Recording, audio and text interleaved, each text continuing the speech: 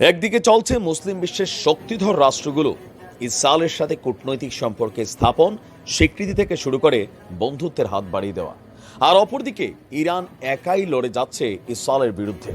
দর্শক, ভূমধ্যপ্রাচ্যের রাজনীতিতে যে মোড় এসেছে, সেই মোড়ে ইরান কিন্তু ইসরায়েলের বিরুদ্ধে তাদের যে প্রক্সি অ্যাকশন, তাদের যে গেরিলা যোদ্ধা, তাদের যে অলিগার্স, তাদের মাধ্যমে ইসরায়েলকে কিন্তু প্রতিনিয়ত চাপের মধ্যে রাখা শুরু করেছে।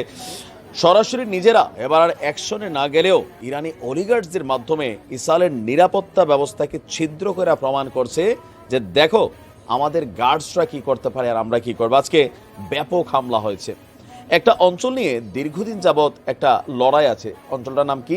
গোলান মালভূমি। আপনারা সকলেই জানেন।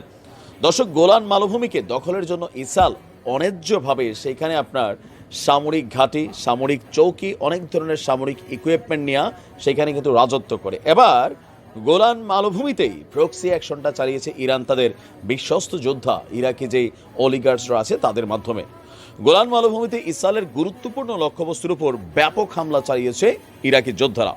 অবরুদ্ধ গা ওই যে যা সেই উপত্যকার নিরপরাধ মানুষদের উপর যেই অভিযান চালাচ্ছে, সেই মানবতা বিরোধী অপরাধের প্রতিবাদে, এমনকি রাফাতে যে বড় ধরনের একটা ঘটনা ঘটাতে যাচ্ছে, সেই ঘটনার আগেই একটা আলটিমেটাম দেওয়া হলো ইরাকের পক্ষ থেকে যে যদি তোমরা অভিযান চালাও তাহলে ইসরায়েলের বাইরে থাকা তোমাদের যে সামরিক ঘাঁটিগুলো আছে সেগুলো আমাদের বৈধ লক্ষ্যবস্তুতে পরিণত হবে। বিবৃতিতে বলা হয়েছে যে আপনার টেলিগ্রাম চ্যানেলে দেওয়া এক বিবৃতিতে ইরাকের যেই মানে জোট আছে পপুলার গ্রুপ, তারা বলছেন ইরাকি যোদ্ধারা অত্যাধুনিক প্রযুক্তির ড্রোন দিয়ে ইসরায়েলি অবস্থানগুলোতে হামলা চালিয়েছে। আর এই হামলাতে ব্যাপক ক্ষয়ক্ষতির শিকার হয়েছে আপনার গোলান মালভূমিতে অবস্থিত ইসরায়েলি সেনাদের যে সামরিক ঘাঁটিগুলো আছে। এর আগে গত 20 এপ্রিল ইরাকি যোদ্ধারা অধিকৃত গোলান মালভূমিতেও আরও একবার হামলা চালিয়েছিল। ইরাকি প্রতিরোধ যোদ্ধারা মধ্যপ্রাচ্যের বিভিন্ন দেশে অবস্থিত মার্কিন সামরিক ঘাঁটিগুলোকেও পরবর্তী ধাপে আক্রমণের শিকার হিসাবে তারা কিন্তু বেছে নিচ্ছে। আজকে আমার যে যোদ্ধাদের পক্ষ থেকে বলা হয়েছে, যদি মার্কিন যুক্তরাষ্ট্র ইসরায়েলের পক্ষে তাদের অবস্থান পরিবর্তন না করে, তাহলে গত জানুয়ারি বা ফেব্রুয়ারির পর থেকে যেই হামলাগুলা ইরাকি যোদ্ধারা বন্ধ করে দিয়েছিল মার্কিন সামরিক ঘাঁটিগুলোতে, সেটাকে আবারও চালু করা হবে। আর এই হামলার দায়ভার স্বীকার করেছে ইরাকি যোদ্ধারা। আর অপরদিকে এই হামলার সত্যতাও স্বীকার করেছে আপনার ইসরায়েলের সেনাবাহিনী।